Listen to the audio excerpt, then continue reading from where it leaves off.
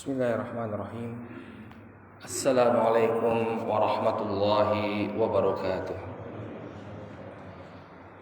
Innal hamdalillah nahmaduhu wa nasta'inuhu wa nastaghfiruh wa na'udzu billahi min shururi anfusina wa min sayyiati a'malina.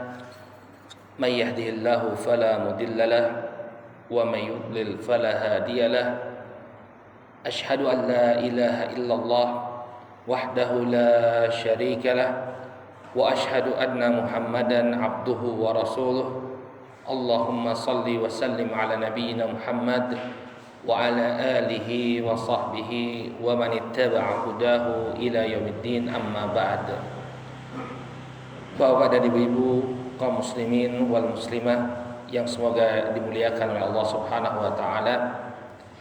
Alhamdulillah, puji dan syukur kita panjatkan kepada Allah Subhanahu wa taala atas segala anugerah yang telah Allah Subhanahu wa taala anugerahkan kepada kita semua, sehingga di pagi hari ini Allah Subhanahu wa taala masih memberikan taufik dan hidayahnya sehingga kita bisa melaksanakan ketaatan demi ketaatan kepada Allah Subhanahu wa taala di bulan yang mulia ini.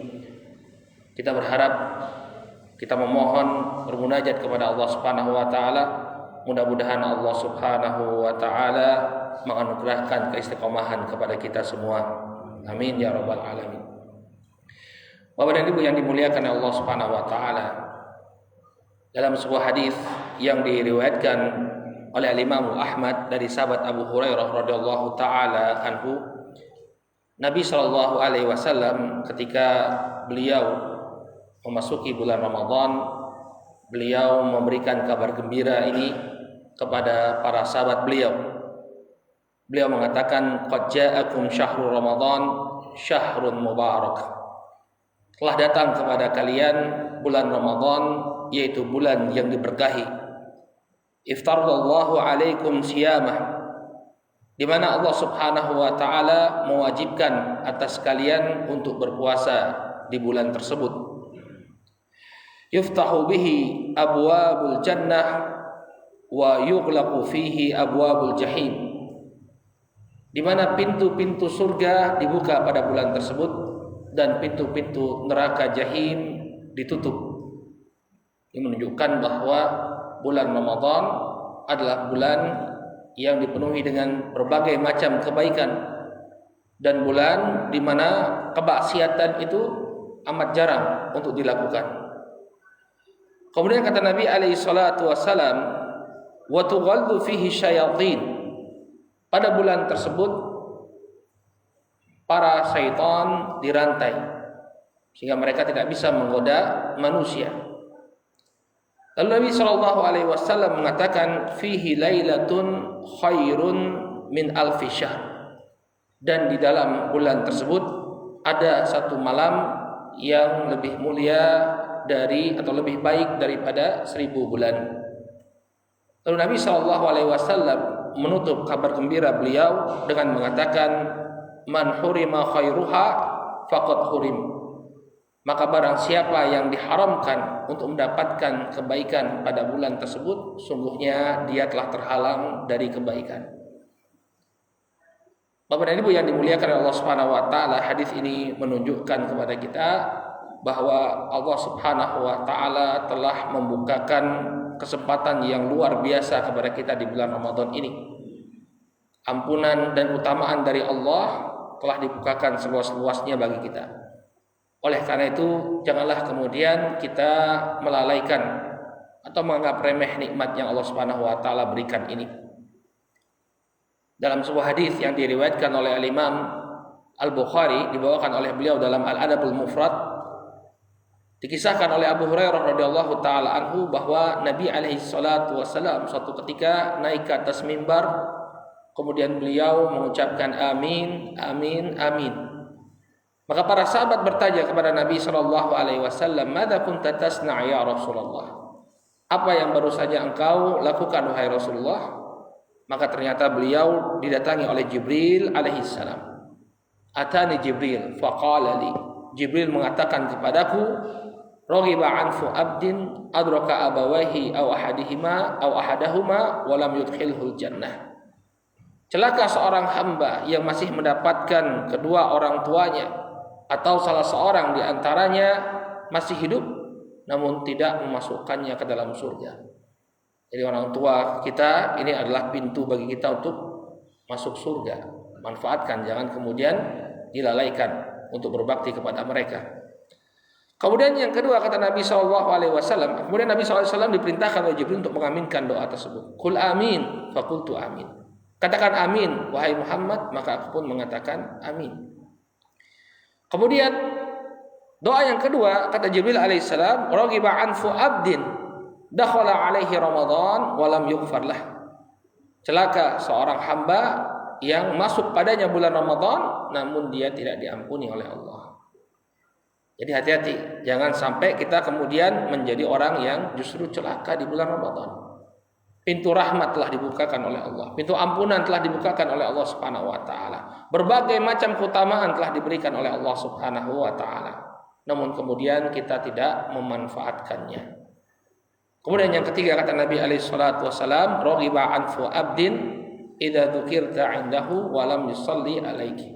Celaka seorang hamba apabila namamu disebut namun kemudian dia enggan untuk bersolawat kepadamu. Masyaallah muslimin rahimakumullah. Oleh karena itu hendaknya kita berusaha betul untuk mengisi bulan Ramadan ini dengan berbagai macam ketaatan kepada Allah.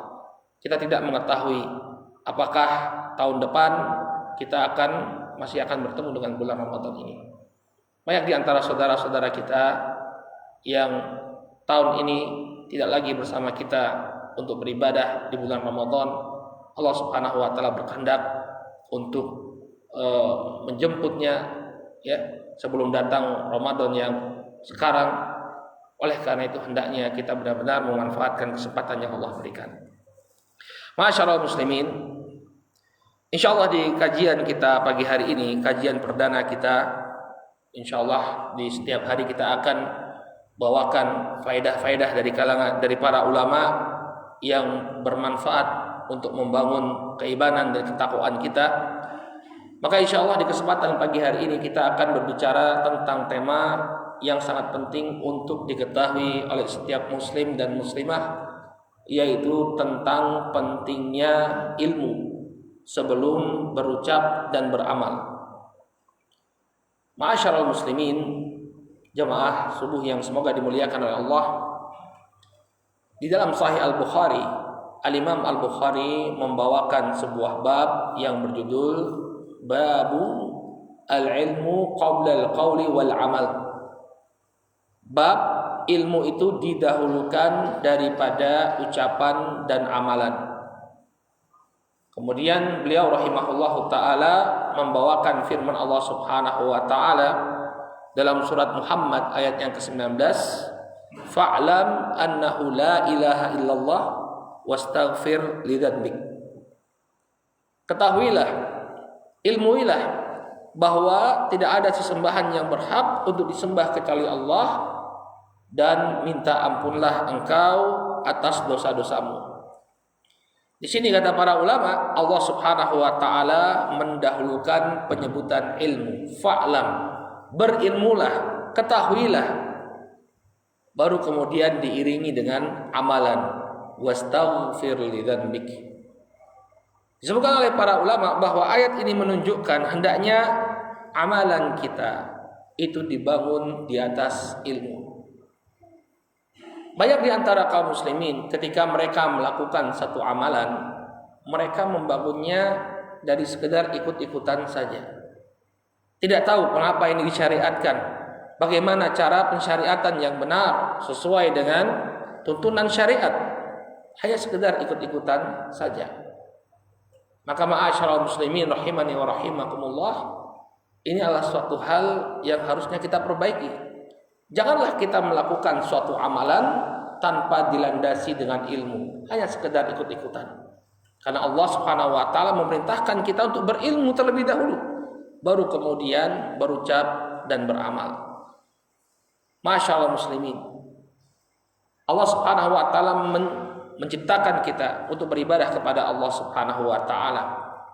Dalam Al-Qur'an Allah Subhanahu wa taala berfirman, "Wa ma khalaqtul jinna wal insa illa liya'budun."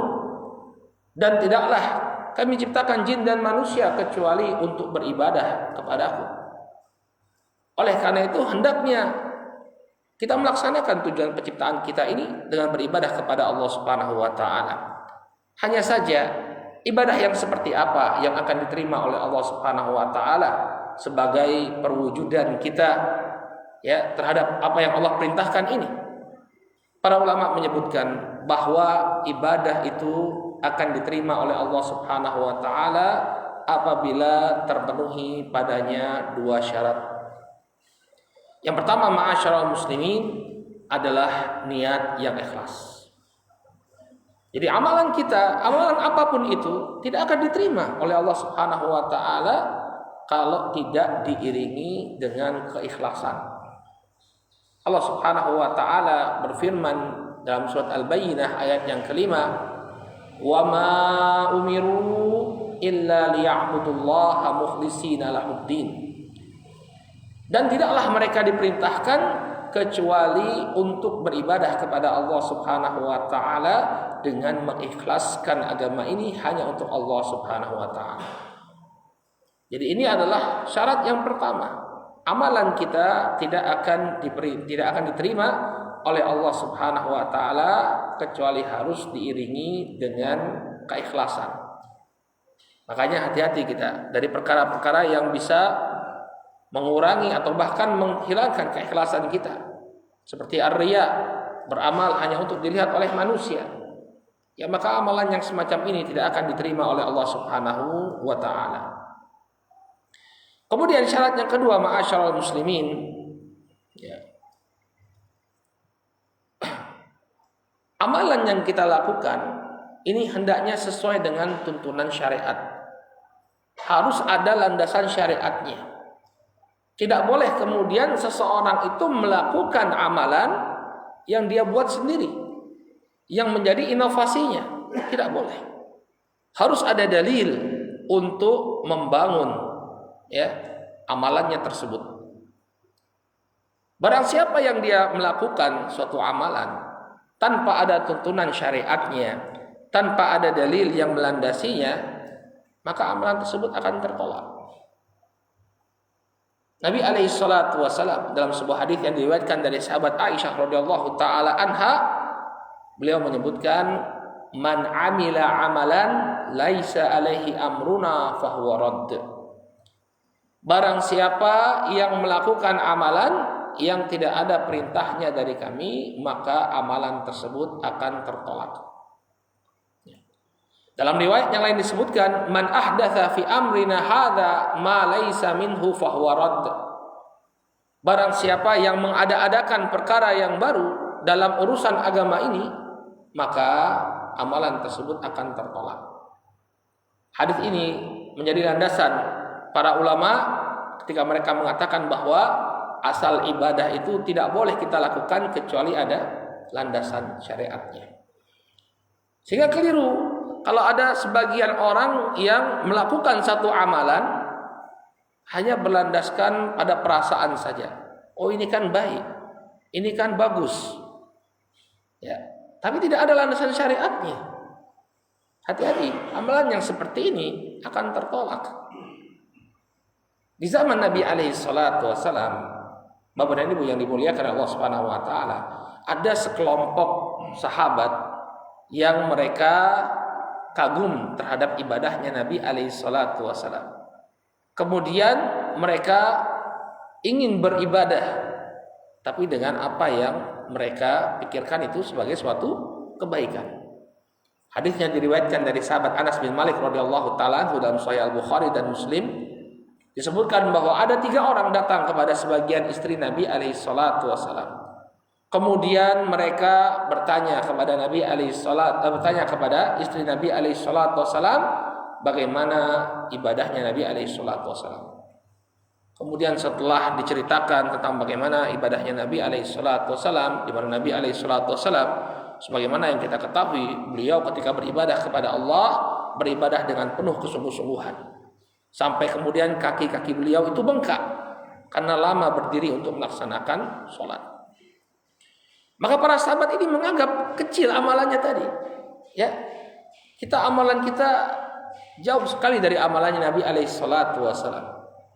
Maka kemudian mereka mencoba ya untuk melebihi amalannya Nabi alaihi salatu wasallam. Orang yang pertama mengatakan fa inni sa'akum ya wala anam. Ya, fa inni sa'usalli wala adam. Orang yang pertama mengatakan bahwa saya akan sholat sepanjang malam dan saya tidak akan tidur. Saya tidak akan tidur. Ya. Kemudian yang kedua mengatakan wa qala akharu wa ana sa'asumu dahra wala uftir. Orang yang kedua mengatakan saya akan berpuasa terus-menerus tanpa berbuka. Wa qala al-akharu, kemudian yang ketiga mengatakan ana a'tazilun nisa. Saya tidak akan menikah. Orang yang ketiga mengatakan saya tidak akan menikah, mau ibadah saja, tidak mau menikah. Kalau kita melihat ketiga orang ini, Bapak dan Ibu rahimakumullah, kita akan dapati bahwa apa yang mereka lakukan ini tampaknya bagus. Ya enggak? Mau ibadah sepanjang malam, tidak tidur sama sekali. Mau puasa terus, puasa kan bagus, ibadah. Tidak mau berbuka sama sekali. Kemudian yang ketiga, dia ingin menjauhi nafsu syahwatnya dengan tidak menikah, maunya ibadah terus. Ya, sekilas tampak baik. Maka kemudian apa yang terjadi? Ternyata Nabi Shallallahu Alaihi Wasallam justru marah kepada mereka, tidak suka dengan apa yang mereka lakukan. Faja'a Nabi Shallallahu Alaihi Wasallam ilaihim, faqala antumul ladzina qultum kada wa kada. Kemudian Nabi Shallallahu Alaihi Wasallam keluar atau menemui mereka, kemudian mengatakan, apakah kalian yang telah mengatakan demikian dan demikian? Apakah kalian yang mengatakan bahwa aku ingin sholat sepanjang malam tanpa tidur? Apakah kalian yang mengatakan bahwa aku ingin berpuasa tanpa berbuka? Apakah kalian yang mengatakan bahwa aku tidak akan menikahi wanita? Maka kemudian Nabi SAW mengatakan kepada mereka, wallahi inni la akhsyakum lillah wa atqakum. Wallahi, demi Allah, aku adalah orang yang paling takut kepada Allah Subhanahu wa taala dan paling bertakwa di tengah-tengah kalian. Akulah orang yang paling bertakwa. Akulah orang yang paling takut kepada Allah Subhanahu wa taala. Walakinni, akan tetapi aku asubu wa aftir. Aku berpuasa dan aku berbuka. Wa usalli wa arqud. Aku salat dan aku juga tidur. Wa atazawwajun nisa, dan aku juga menikahi para wanita. Jadi Nabi SAW adalah orang yang paling bertakwa. Ya, tapi ibadah beliau, ya beliau salat dan beliau istirahat, tidur. Beliau berpuasa, beliau berbuka, bahkan beliau menikahi para wanita. Lalu kata Nabi SAW, faman raghiba an sunnati falaysa minni. Maka barang siapa yang tidak suka dengan sunnahku, dengan ajaranku, maka dia bukanlah termasuk golonganku. Nah, hadis ini menunjukkan kepada kita bahwa tidak cukup bagi kita untuk menjadikan perasaan ya sebagai landasan kita dalam beribadah. Perlu bagi kita untuk mempelajari bagaimana ibadah yang benar, yang sesuai dengan tuntunan Nabi alaihi salatu wassalam. Kenapa? Karena kalau amalan kita seberat apapun itu, sebesar apapun upaya yang telah kita curahkan, tapi kalau tidak sesuai dengan tuntunan syariat, maka amalan tersebut akan ditolak, tidak diterima oleh Allah Subhanahu wa taala. Orang ini kalau kita lihat, tiga orang sahabat ini luar biasa upayanya, tapi Nabi justru mengatakan kepada mereka, faman raghiba an sunnati wa laysa minni. Barang siapa yang tidak suka kepada sunnahku, maka dia bukanlah termasuk golonganku. Oleh karena itulah, Bapak dan Ibu yang dimuliakan oleh Allah, penting sekali bagi kita untuk berilmu.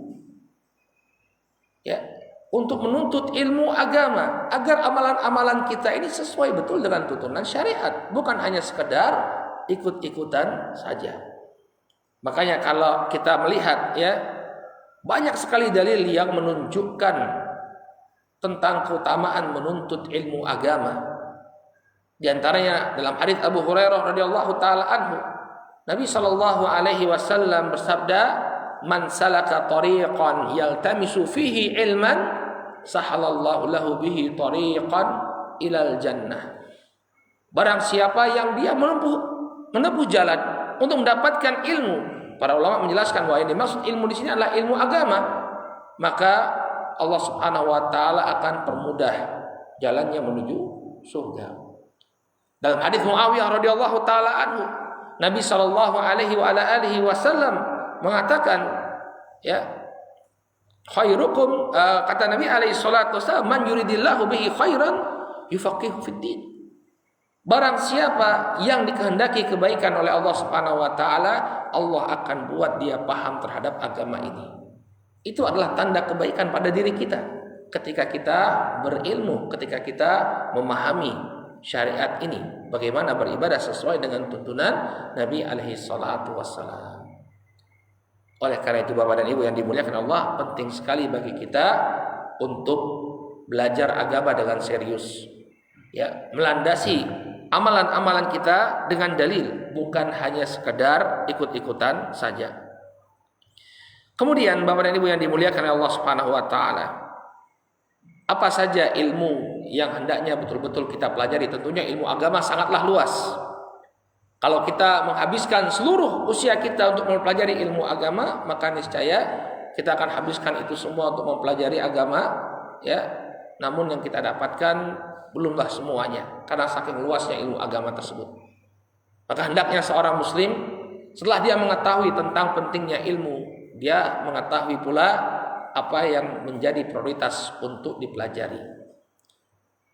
Dalam sebuah bait syair yang disebutkan oleh para ulama, ya, disebutkan wa ta'allamna ilman yusahhihu ta'atan wa aqidatan muzakkil qalba isqala hadza thalathatu fardu ainin fa'arifna wa'mal biha tahsul najata wa i'tila. Disebutkan dalam sebuah bait syair, ya, wa ta'allamanna, maka pelajarilah ilmu yusahhihu ta'atan, yang mensahihkan ketaatan. Apa maksudnya ilmu yang mensahihkan ketaatan ini? Yaitu ilmu tentang bagaimana kita beribadah kepada Allah Subhanahu wa taala sebagaimana yang kita sebutkan tadi. Apa yang menjadi kewajiban kita? Ibadah-ibadah yang wajib bagi seorang muslim ini hendaknya kita ketahui tata caranya seperti apa, sesuai dengan tuntunan Nabi alaihi salatu wasallam. Ya, salat kita, Nabi alaihi salatu wasallam bersabda dalam hadis Imran bin Husain radhiyallahu taala anhu, beliau mengatakan, "Shallu kama ra'aitumuni usalli." Salatlah kalian sebagaimana kalian melihat aku salat. Sehingga kita perlu tahu bagaimana tuntunan salatnya Nabi alaihi salatu wasallam. Apa yang beliau lakukan dalam salatnya, apa bacaan-bacaan yang dibaca oleh beliau alaihi salatu wasallam, kita perlu mengetahuinya. Demikian juga ibadah zakat. Banyak di antara kaum muslimin bahkan mereka tidak tahu bahwa zakat itu wajib. Satu hal cukup menyedihkan, banyak di antara kaum muslimin yang mereka tidak mengeluarkan zakatnya karena menganggap bahwa zakat itu hanya perkara yang sunnah saja. Dikeluarkan monggo, nggak dikeluarkan juga tidak mengapa. Padahal dia termasuk salah satu dari rukun Islam. Sebagian lagi mengatakan bahwa zakat itu ya udah zakat fitrah saja. Pada harta yang dia miliki, ya tidak terdapat zakat. Luar biasa kan kaum muslimin betapa mereka jauhnya dari agama, nggak tahu bahwa zakat itu adalah sebuah kewajiban. Demikian juga puasa, ya, apa saja yang tidak diperbolehkan oleh seseorang untuk ketika dia berpuasa. Ya, bahkan sebagian orang ya melakukan jima di bulan Ramadan karena nggak tahu bahwa itu bisa membatalkan puasanya. Ya. Demikian juga haji. Kata Nabi SAW, khudhu anni manasikakum. Ambillah oleh kalian dariku manasik haji kalian. Semuanya harus dikembalikan kepada tuntunan Nabi SAW. Kemudian kata beliau, wa aqidatan. Yang kedua adalah permasalahan aqidah. Masalah tauhid kita. Ya. Yang menjadi hak Allah Subhanahu wa taala. Dalam sebuah hadis yang diriwayatkan dari sahabat Mu'adz bin Jabal radhiyallahu taala anhu, Nabi sallallahu alaihi wa ala alihi wasallam mengatakan haqqullahi 'alal ibad ay ya'buduhu wa la yusyriku bihi syai'a. Hak Allah atas para hamba adalah agar Allah itu diibadahi dan tidak disekutukan dengan sesuatu apapun. Nah, banyak di antara kaum muslimin yang tidak mengetahui apa saja yang termasuk kesyirikan. Padahal tadi ya, ini merupakan hak Allah agar kita beribadah kepada Allah dan tidak melakukan kesyirikan kepada Allah Subhanahu wa taala.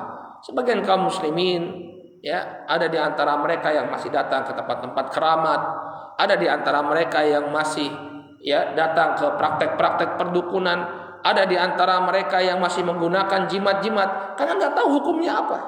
Padahal perkara ini adalah kesyirikan. Ya. Dan ini yang menjadi kunci keselamatan kita di akhirat nanti. Karena sesungguhnya apabila seorang hamba dia melakukan kesyirikan lalu tidak bertobat kepada Allah Subhanahu wa taala, maka Allah Subhanahu wa taala tidak akan memberikan ampunan kepadanya. Innallaha la yaghfiru ayyushraka bih wa yaghfiru ma duna dzalika liman yasha. Sesungguhnya Allah tidak akan mengampuni dosa syirik dan mengampuni yang lebih ringan daripada itu bagi siapa yang Allah kehendaki. Bahaya sekali kalau kita tidak mengetahui apa saja yang termasuk kesyirikan. Ya. Kata Allah Subhanahu wa taala, innahu man yusyrik billah faqad haramallahu alaihi jannah wa ma'wahu nar wa ma lidzalimin min ansar. Sesungguhnya barang siapa yang melakukan kesyirikan kepada Allah Subhanahu wa taala, maka Allah akan haramkan surga baginya. Ya. Wa ma'wahu nar, dan tempat kembalinya adalah neraka. Wa ma lidzalimin min ansar, dan tidak ada yang bisa memberikan pertolongan kepadanya. Bahaya sekali kalau kita tidak mengetahui tentang kesyirikan. Kemudian yang ketiga, wa muzakkil qalbi isqala. Perkara yang ketiga, apa yang bisa membersihkan hati kita sehingga dia bersinar. Ini perkara-perkara yang berhubungan dengan tazkiyatun nafs, dengan permasalahan akhlak. Ya, bagaimana agar kita terbebas dari penyakit-penyakit hati seperti hasad, seperti iri dengki, ya, dan penyakit-penyakit hati lainnya. Ini juga penting bagi kita untuk mempelajarinya. Nah, sekarang coba kita lihat apakah 3 perkara atau 3 hal yang disebutkan oleh para ulama ini sudah menjadi prioritas kita dalam belajar. Banyak orang yang sudah lama dia belajar agama, menghadiri majelis ta'lim, tapi hal-hal yang prinsip dalam Islam tidak dia ketahui. Oleh karena itu, ma'asyiral muslimin, apa yang kita sampaikan ini hendaknya menjadi penyemangat bagi kita semua untuk benar-benar ya mempelajari ilmu agama Allah Subhanahu wa taala, tidak lalai dari mempelajari apa yang menjadi kewajiban kita, apa yang membuat kita bisa melaksanakan tugas penciptaan kita di muka bumi ini, yaitu beribadah kepada Allah Subhanahu wa taala sesuai dengan tuntunan syariat. Wallahu taala a'lam bissawab. Mungkin ini sebagai muqaddimah bagi kita di pertemuan yang pertama ini. Insyaallah pada pertemuan-pertemuan selanjutnya kita akan bahas hal-hal yang penting yang perlu diketahui oleh setiap muslim dan muslimah. Mudah-mudahan Allah Subhanahu wa taala senantiasa memberikan taufik dan hidayahnya kepada kita. Semoga Allah Subhanahu wa taala menganugerahkan kepada kita keistiqomahan untuk melakukan amalan saleh dan menjauhi kemaksiatan kepada Allah, sehingga kita bertemu dengan Allah Subhanahu wa taala dalam keadaan sebagai hamba yang Allah Subhanahu wa taala ridhoi. Subhanakallahumma wa bihamdika asyhadu an la ilaha illa anta astaghfiruka wa atubu ilaik. Assalamualaikum warahmatullahi wabarakatuh.